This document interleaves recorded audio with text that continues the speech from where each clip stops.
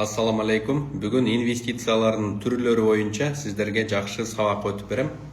Инвестиция деген эмне, кантип өзүбүздүн убакыт, энергия, акчабызды сактап, анан бизге пайдага иштегенге бир булактарды ачабыз. Ошо жөндө жакшы толук маалымат берем. Бул түз эфир буйруса Инстаграмда сакталат, андан сырткары YouTube'га дагы чыгарабыз. Анда mesela менин атым Чыңгыз Исмаилов, 15 жылдан бери жеке ишкерлик менен алектенем, элдер менен жеке иштеп, аларга акыл насаат берип, сабак берип келем. Ошондой эле азыркы учурда Кыргызстан бою 12 китебим сатыкта турат. Анын ичинде 3-өө бестселлер. Анда mesela инвестициянын түрлөрү боюнча сиздерге сабак берген атам. Негизи эле адамдарда ресурстар болот да, то есть даже если материалдык ресурс болбосо дагы, нематериальный ресурс деген бар да. Эң баалуу ресурстар бул убакыт менен энергия болуп саналат да. Анткени убакыт менен энергияны адам баласы төрөлгөндө Кудай Алла Таала бардыгына бирдей берет. Бардыгына бирдей убакыт берет, бардыгына бирдей энергия берет. Бирок ошол убакыт менен энергияны биз кантип колдонобуз, мына ошондон биздин ийгилигибиз жаралат да.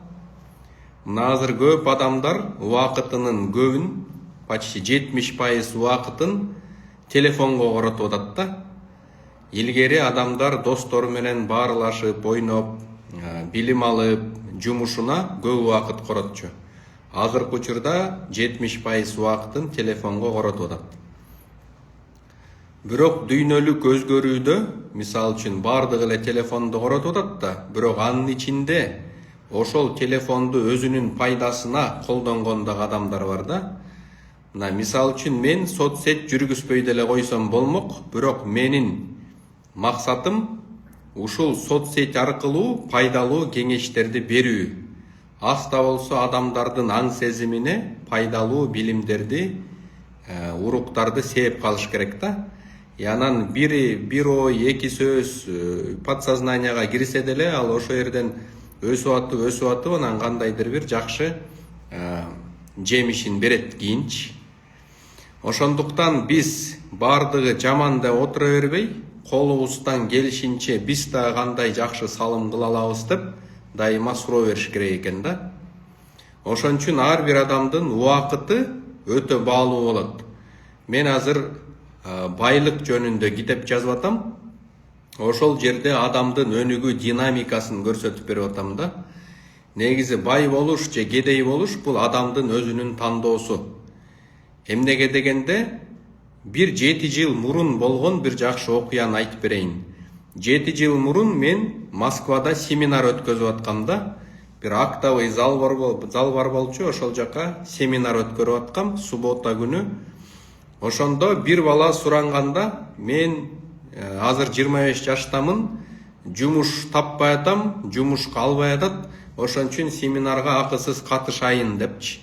Анан мен албетте жок деген жокмун, албетте кел катыш дедим. Ошол учурда, ошо күнү коляскада отурган 2 буту жок бир байке келди да. Анан сиз байке төлөбөй эле коюңуз, алыстан келсеңиз керек, сиз мындай эле акысыз уксаңыз болот десем, жок, мен полный оплатаны төлөйм деп туруп, менеджерге ошол 1000 сомду сунду. Аны кирген ход акысы болгону 1000 сом болчу да. Демек ошол 2 буту жок адам 1000 сом төлөп кирип атат, билим алам деп. 25 жаштагы зыңкыйган буту колу аман эсен бала ошо 1000 сомун аяп бекер кирип атат да. Демек бай болуш, кедей болуш өзүңөрдүн гана тандооңор. Бай адам эч качан өзүн жертва абалында сезбейт да. Ой, мамлекет күнөөлүү, ата-энем тарбия бербей койду, акчам жок, жумуш калбай атат деп жертва болуш аябай оңой да. Ошентип эле мен эчтеке кыла албайм, колуман келбейт деп эле байкуш болуп, чүнчүп өтүп кете берет. Анан башка бирөө аракет кылып, ийгилик кылып жаратып атса, аны шыбап, наоборот негатив жазып отура берет. Өзү диванда отуруп алыпчы. Сен эгерде өзүң эмгек кылып баалуулук жаратсаң, ким эле сага төлөбөй койсун. Эгер чын дилиңен иштеп, майын чыгарып, жакшы бир баалуулук жаратып атсаң, албетте сага төлөйт. Наоборот, кой ушунун айлыгын көбүрөөк төлөйүн, кетип калбасын, менде иштесин деп, любой адам сизди сыйлайт да. Кедей адамдар ал постоянно халяваны издейт, бекер нерсени издейт, убакытын текке кетирет, башка бирөөнү ушактайт, төлөп аткан акчасын да актабай нормально иштебейт. Ошентип отуруп анан өмүр бою бечара байкуш болуп өтүп кетет. Өзүн да жарытпайт, башка элдерди да жарытпайт да. Ошондуктан бул бай болуш, кедей болуш силердин гана тандооңор. Азыр мейли колуңда акчаң жок болсун, зато сенде убакыт, энергия бар да. Ошол убакыт, энергияңды аябай бир жака сал, жумша. Иште, бир айлыкка иштеп атасың, нормально иште. Жок, өзүмө иштейм, жеке ишкер болом десеңби, күндүр түндүр иште. Жоопкерчиликти өз жашооңа ал. Мен аябай изилдөөлөрдү жүргүздүм. Бүт өлкөлөрдө, мейли тетигил Запад болсунбу, Россия болсунбу, Кыргызстан болсунбу, адамдар эки типке бөлүнөт да. Өзүн сыйлаган адамдар, анан өзүн жертва көргөн адамдар да. Өзүн сыйлаган адамдар ошо богатый деген адам. Богатый деген сөз неден келген? Бог деген сөздөн келген да. Богатый адам мени Алла Таалам жаратты, бүт мүмкүнчүлүктөрдү берди. Демек мен кандай жакшы кыймыл аракет жасасам, ошого жете алам деген адамдар да. Бедный деген адам от слова беды, постоянно өзүнүн кыжалатчылыгын, түйшүгүн, бүт арманын алып жүрөт дагы, анан айлана чөйрөдөгү мүмкүнчүлүктөрдү көрбөйт. Ошентип эле бедный болуп өтөт да. Ошон үчүн дайыма богатство сырттан келбейт, богатство ичтен жаралат дагы, анан сыртка чыгат. Колуңузда материалдык байлык — это всего лишь следствие. Биринчи ичиңизден, мышлениядан өзгөрүш керек да. Мышлениеңизде мени Алла Таалам атайын эң акылдуу адам кылып жаратты, бүт ушул жандыкка падыша болсун деп жаратты. Демек мен ушул акылымды туура колдонуп, бир жумушту жасап, ийгилик жаратайын деп туруп, ниетти түз коюп аракет кылсаңар, сөзсүз түрдө жетесиздер. Анан кээ бир китептерден аласың, экономдо дей берет. Бирок экономдо мышленияны ошо экономияга койсо, андан байып кеткен адамдарды көргөн жокмун. Мисалы үчүн ошол эле картошка магазинде 5 сомго кымбат болушу мүмкүн.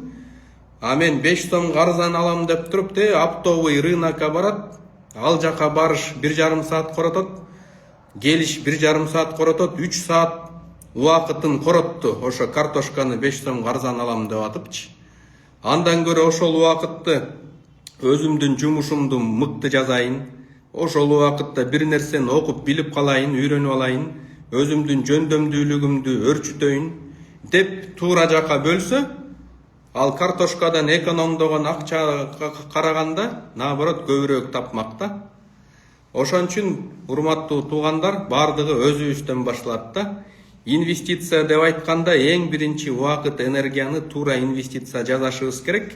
Андан кийин өзүбүзгө болгон сый урматты күчөтүшүбүз керек. Ошондой эле өзүңүздү сыйлап урматтасаңыз, сиздин айлана чөйрөдөгү адамдарды дагы сыйлап урматтай баштайсыз да. Бул деле тиги Кудай Алла Таала жараткан бир адам. Ошон үчүн буга дагы жакшы мамиле жасаш керек деп баштайсыңар да.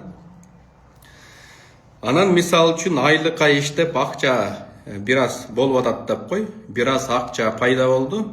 Анан ошону сөзсүз эле банкка салыш керекпи же да эмне кылса болот? Жанагы банк депозитный счет дегенди мен пайда алып келет деп ойлобойм да. Банктагы депозитный счет бир гана акчаңарды инфляциядан сактап калат.